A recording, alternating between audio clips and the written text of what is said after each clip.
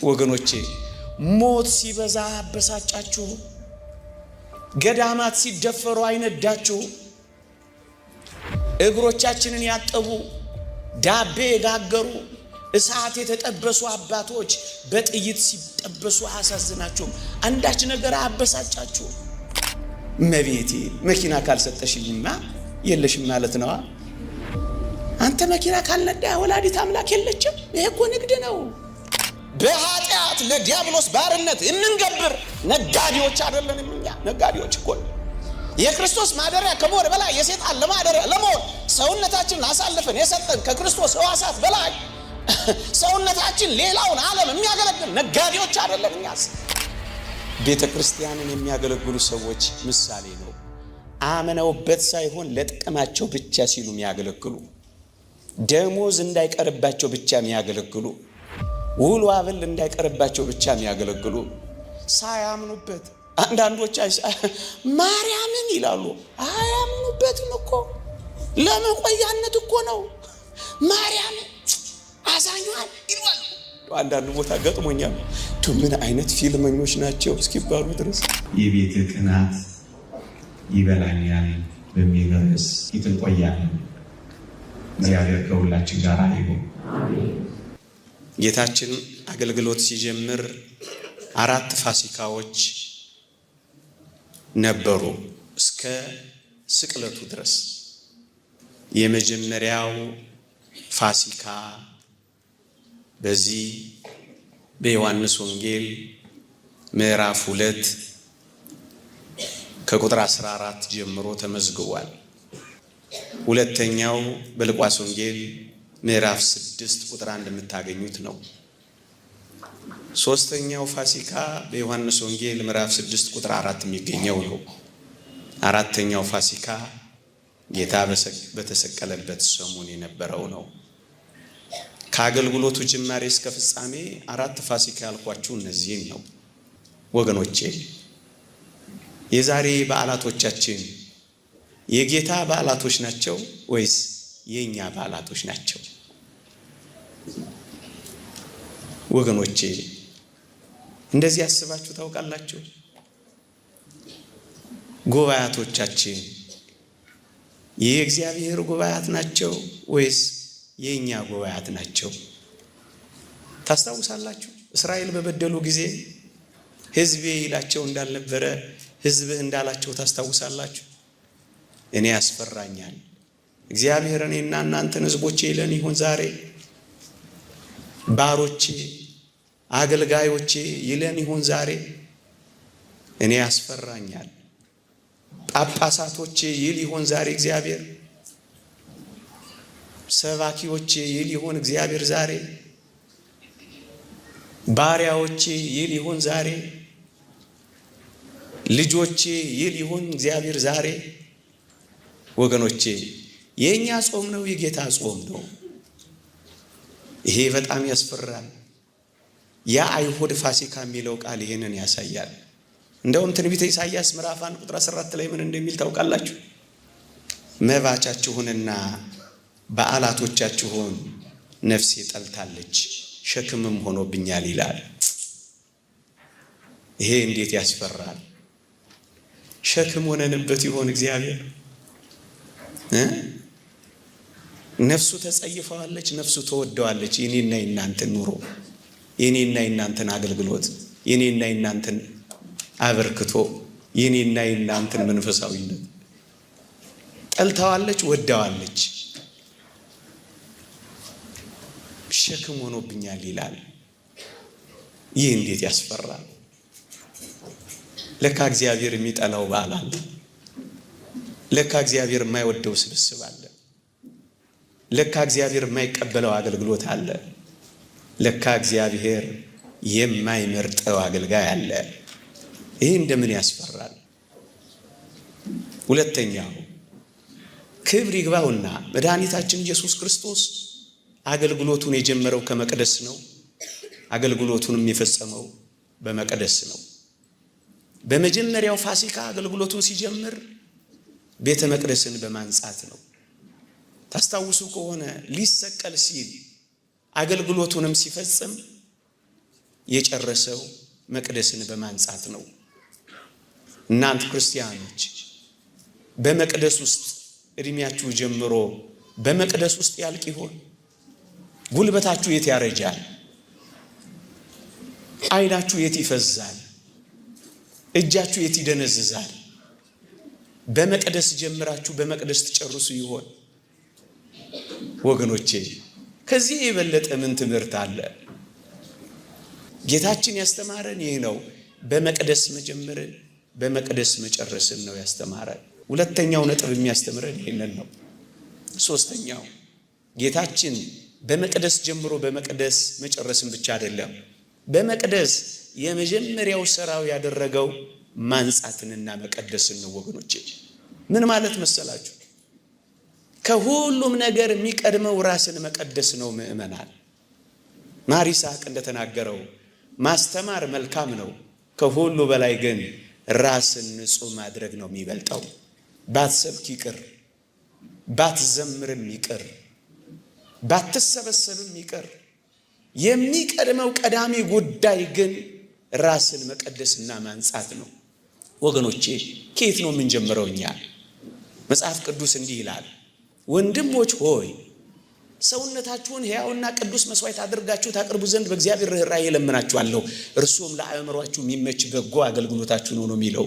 ወገኖቼ የቱንም ነገር ብናደርግ ዓለምን የሚያሸንፈው መቀደሳችን ብቻ ነው፣ ንጽህናችን ብቻ ነው። ሰውነታችሁ ሕያውና ቅዱስ መስዋዕት አድርጋችሁ ታቀርቡ ዘንድ ነው የሚለው። ስለ መቀደስ አስባችሁ ታውቃላችሁ ወገኖቼ? አንደበትን ስለ መቀደስ፣ ሰውነትን ስላለማርከስ፣ ከክፉ ነገር ጋር ስላለመተባበር፣ ቅድስና ለእግዚአብሔር ከማለት አስባችሁ ታውቃላችሁ? ነቢያት መንፈሳቸውን ንጹህ በማድረግ እኮ ነው እግዚአብሔርን ያዩት። በእርግጠኝነት ሁላችሁም እግዚአብሔርን ለማየት እንደምትመኙ አስባለሁ።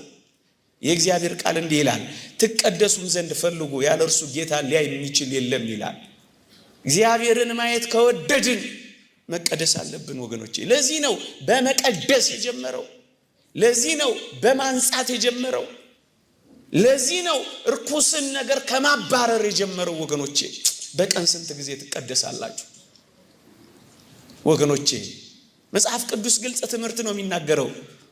እግዚአብሔርን በመፍራት ቅድስናን ፍጹም እያደረግን ስጋንና ነፍስን ከሚያረክሱ ነገሮች ራሳችንን እንለያለን ይላል ቅዱስ ጳውሎስ። ራሳችሁን ለዩ ምእመናን። እግዚአብሔር በዋናነት ከኛ የሚፈልገው መቀደሳችንን ነው። እግዚአብሔርን የምታገኝ ነፍስ የተቀደሰች ነፍስ ናት። ለዚህ ነው በኦሪትም በሐዲስም ስለ ቅድስና በሙሉ የሚናገረው ወገኖቼ። ከመቀደስ ነው የተጀመረው ወገኖቼ። ለመቀደስ ሲጀምር ምን አደረገ ወገኖቼ? አንድ ነገር አደረገ። ሲገባ የአምልኮ ቦታውን የንግድ ቦታ አድርገውት ነበር። እግዚአብሔርን ከማግኘት ይልቅ ቢዝነስ አድርገውት ነበር። የበሬዎች ግሳት፣ የላሙ ጩኸት፣ የበጎች ሽታ፣ የርግቦች እሱን ያገኘው ጌታችን። አምልኮቱ ንግድ ሆኖ ተቀይሮ ነበር። መቅደሱ ገበያ ሆኖ ነበረ። ይሄ እንዴት አያበሳጭም ወገኖቼ? ይሄ እንዴት አያናድድም ወገኖቼ? ይሄ ነው እኮ ጌታችንን ጅራፍ እንዲያነሳ ያደረገው ወገኖቼ። አንዳች የሚያበሳጭ ነገር የለም። አይታያችሁ? ስለ ቅዱስ ጳውሎስ በሐዋርያት ሥራ ምዕራፍ 17 ላይ ስታነቡ ወገኖቼ በአቴና በፈላስፎቹ ከተማ ሲዘዋወር ከተማይቱ በጣዖት ተሞልታ ነበር ይላል። እናስ የቅዱስ ጳውሎስ መንፈሱ ተበሳጨበት ይልላችኋል። ምን ሲያይ? ከተማይቱ በጣዖት ተሞልታ ሲያይ መንፈሱ ተበሳጨበት። ኦርቶዶክሳውያን አንዳች የሚያበሳጫችሁ ነገር የለም? ከዝማሬው በላይ ዘፈኑ ሲበዛ አበሳጫችሁ? ከመቅደሱ በላይ ግሮሰሪው ሲበዛ አበሳጫችሁ? ወገኖቼ ዕጣን ከሚሸተው በላይ ሐሺሽ ማጨሳዎች ሲበዙ አበሳጫችሁ? ወገኖቼ በከተማችንና በአገራችን ከፍቅር በላይ ጸብ ሲገነግን አበሳጫችሁ። የመንፈሳችሁ አይበሳጭም እንዴ? ክርስትና ሲተው መንፈሳዊነት ሲላላ ጸብ ሲበዛ ቅድስና ሲጠፋ መንፈሳችሁ አይበሳጭም? ቅናት አንገበግባችሁ? ድሆች ሜዳ ላይ ሲወድቁ አንዳች ነገር አይሰማችሁም? ሰዎች በስካር ሲባዝኑ አንዳች ነገር አያማችሁ? ወገኖቼ ሞት ሲበዛ አበሳጫችሁ? ገዳማት ሲደፈሩ አይነዳችሁ? እግሮቻችንን ያጠቡ ዳቤ የጋገሩ እሳት የተጠበሱ አባቶች በጥይት ሲጠበሱ አያሳዝናችሁም? አንዳች ነገር አያበሳጫችሁ? ምንም አይሰማችሁ? ምንም ነገር አይሰማንም? መንፈሳችሁ አይበሳጭም? መንፈሳዊነት ሲላላ እግዚአብሔር ቤት ከሚመጣው በላይ ጠንቋይ ቤት የሚካደመው ሲበዛ አያበሳጫችሁ? ከሰማው በላይ ያልሰማው ሲበዛ አይነዳችሁ እንዴ? ከደግነት ከየዋህነት በላይ ሴራ ሲገነግን አያናድዳችሁ? ከቅድስና በላይ ለግብረ ሰዶማዊነት ልንበረከክ ጫፍ ስንቀርብ አይነዳችሁ? አያበሳጫችሁ? ቀስ በቀስ እየተለወጥን ስንሄድ አያማችሁ? ምንም አትበሳጩ? ይሄ ሊያበሳጨን ይገባል። ይሄ እኮ ነው ሊበላን የሚገባው። ገዳማቱ ሲፈቱ አይነዳችሁ? አባቶች ስፍራ ሲያጡ አይነዳችሁ? ንጹሃን አንገት ሲሰብሩ ክፎች አንገት ሲያቀኑ አያቃጥላችሁ? አይበላችሁ? ኖርማል ነው፣ ፒስ ነው፣ ምንም አይሰማችሁ? ስራ ልንሰራ ነው የተሰበሰብነው ወይስ እንደ ከዚህ ቀደሙ ከንፈር መጠን ለመለያየት ነው የተሰበሰብነው? ለመቀጠልና ለማቆም ባለው የዚህ ዓለም ትግል ውስጥ የሚያበሳጫችሁ ነገር የለም? በከተማይቱ ጣዖት ሞልቶ ሲመለከት መንፈሱ ተበሳጨበት የሚለው እኮ ጌታችንም ገብቶ ሲመለከት ነጋዴዎች በስቶ ሲያይ ጅራፍ አነሳ። እሱ ነው እኮ የቤት ቅናት ይበላኛል ያለው። አዎ እንጃ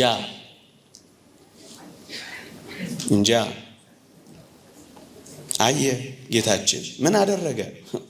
ጅራፍ ገምዶ በሬ ነጋዴዎችን፣ በግ ሻጮችን፣ ርግብ ሻጮችና ገንዘብ ለዋጮችን እየገረፈ አባረራቸው። ወገኖቼ ነውር የሌለው በግ ይሰዋ እንደነበረ ነውር የሌለው በግ ሲመጣ እንዴት ይቆማሉ? ለዚህ ነው ያባረራቸው። ወገኖቼ በጉ በሌሎች ኃጢአት ተሸክሞ የሚሞት ነበር፣ የራሱ ኃጢአት አልነበረው። በራሱ ኃጢአት ያልሞተ እውነተኛ በግ ሲመጣ ታዲያ ሌሎቹ በጎች ምን ያደርጋሉ? ይውጡ፣ ወጡ። እንዲህ ነው ያባረራቸው። ወገኖቼ ለመስዋዕት የሚሆኑት በጎች ለመስዋዕት ከመዋላቸው ከአንድ ሳምንት በፊት ነበር ወደ ኢየሩሳሌም የሚገቡት። ጌታችን ክብር ይግባውና እውነተኛ መስዋዕት ስለሆነ ከመሰቀሉ ከአንድ ሳምንት በፊት ነው ኢየሩሳሌም የገባው። እውነተኛ በግ ነዋ። ለዚህ ነው ያባረራቸው። ወገኖቼ እነዚህ መስዋዕቶች ከሩቅ ነበር የሚመጡት፣ ከብዙ ቦታ ደክመው ነበር የሚመጡት። እስኪ አንድ ነገር አስቡ። ጌታችን እንዴት ከሩቅ እንደመጣ ተመልከቱት። እጅግ በጣም ከሩቅ ነው የመጣው። ልዕልናውን ማን ይገልጠዋል? ህሊና የማይመረምረውን ምን አይነት ቃል ገልጦት ይናገራል? ከሩቅ ነው የመጣው። ከሩቅ ከሰማይ ዙፋኑ እስከ መስቀል ዙፋኑ ያለውን ርቀት ማን ሊገልጠው ይችላል? ቋንቋ እኮ አይገልጠውም። መመራመር እኮ አንችልም። ከሩቅ ነው የመጣው ወገኖች። ከሩቅ ጥልቀቱ ምጥቀቱ ለመታወቅ የሚያልፍ የእግዚአብሔር ፍቅር የሚለው እኮ ይሄንን ነው። ከሩቅ ነው የመጣው ወገኖች። ከሩቅ መጥቶ ነው እግራችን ስር ያጠበን። ከሩቅ መጥቶ ነው መስቀል ላይ የዋለልን። ከሩቅ መጥቶ ነው እኛ የቀመስነውን የቀመሰው። ከሩቅ በጎቹ ደካክመው እንደሚመጡ በፍቅራችን ደክሞ ታስታውሳላችሁ። ሰማርያዊቷን ሴት ሊፈልጋት ሲሄድ ርቦት ደክሞት በጉዞም ዝሎ ነበር ይላል። ፍቅሩ ነው ይሄን ያደከመው። የኛን ነፍስን የተጠማው ጉስቁል ያሉት እነሱ ልክ እንደዛ እኮ ነው።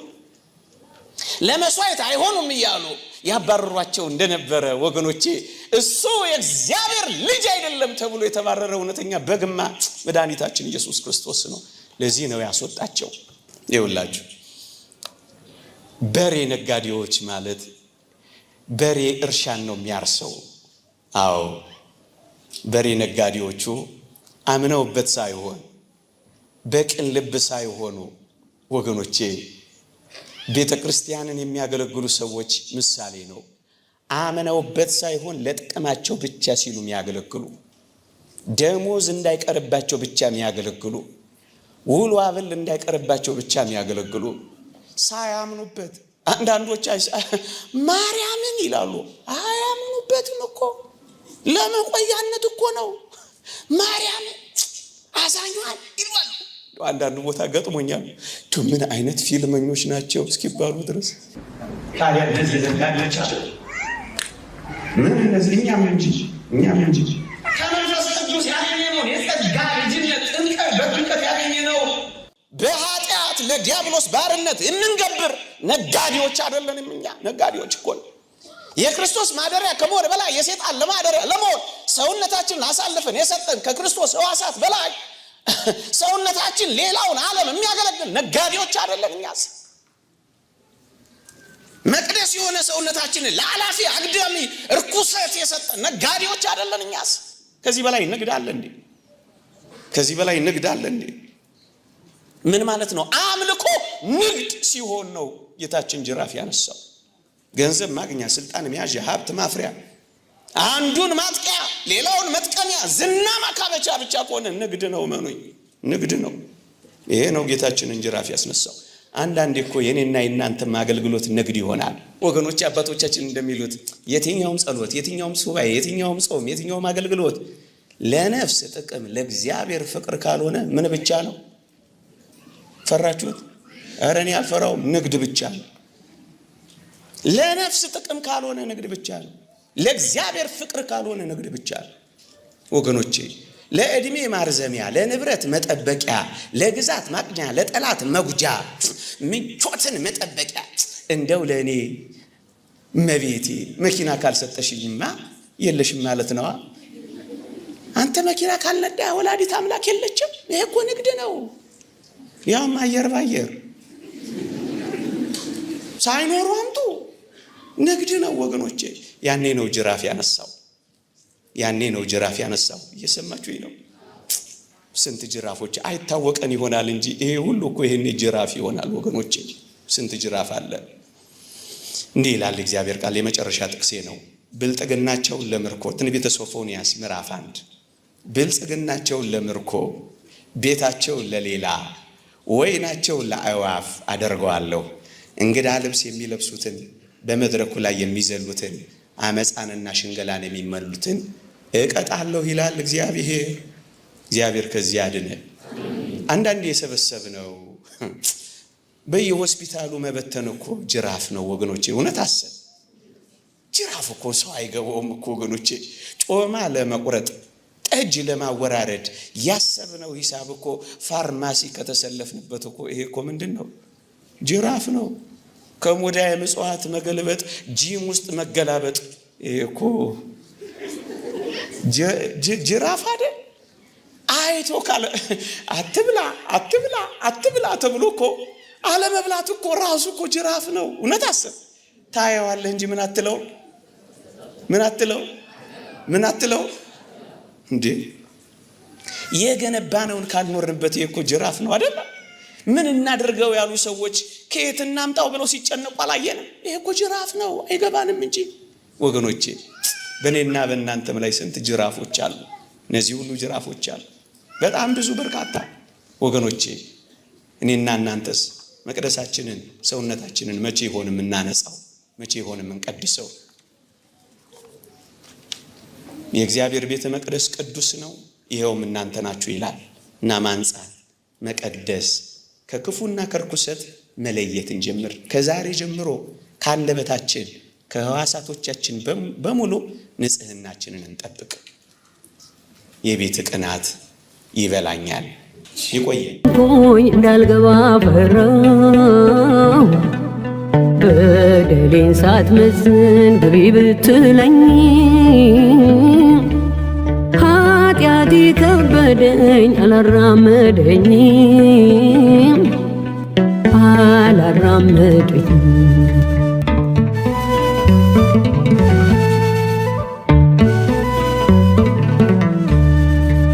የሰው ዕድሜው እኮ አጭር ነው ጥቂት ነው።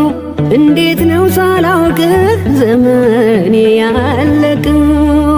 ጉብዝናዬን ዓለም ስቃ ተጫውታበት እንዴት ብዬ ልርገጥ ደጅህን በድፍረት? ፈራሁ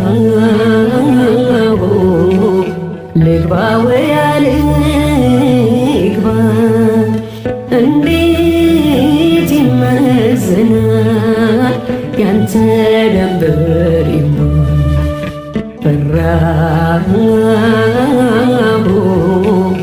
ልግባ ወይ አልግባ እንዴት ይመዘናል ያንተ ደንበር ይሞላል?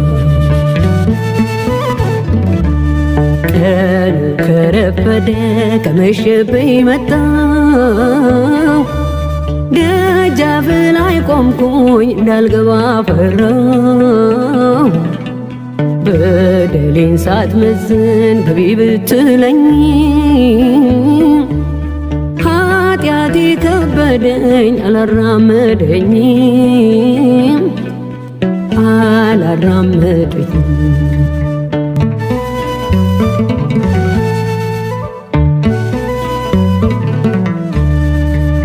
እኔ ፈራሁ እንጂ አንተ እኮ አታስፈራ። መምጣቴ ነው ደስታ ፍቅርህ አይታማ። ሽምቅቅ አለች ነፍሴ መስቀልህን ሳየው በደሌን አሰብኩት ደምህን እያየው። ፈራሁ ልግባ ወይ አልግባ እንዴት ይመዘናል ያንተ ደንበር ይሞላል? ፈራሁ ልግባ ወይ አልግባ እንዴት ይመዘናል ያንተ ደንበር ይሞላል? ቀኑ ከረፈደ ከመሸብኝ መጣሁ ደጃፍ ላይ ቆምኩኝ እንዳልገባ ፈራሁ። በደሌን ሳትመዝን ግቢ ብትለኝ ኃጢአቴ ከበደኝ አላራመደኝም አላራመደኝም።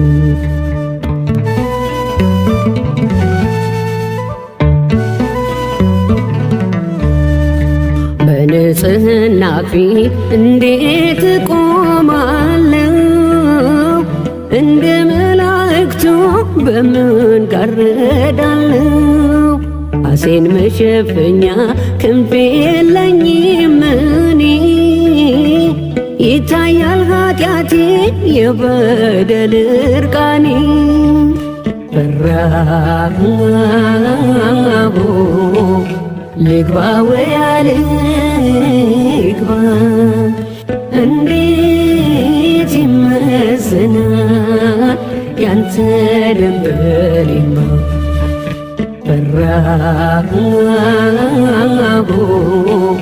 ልግባ ወይ አልግባ እንዴት ይመዘናል ያንተ ደንበር ይሞላል?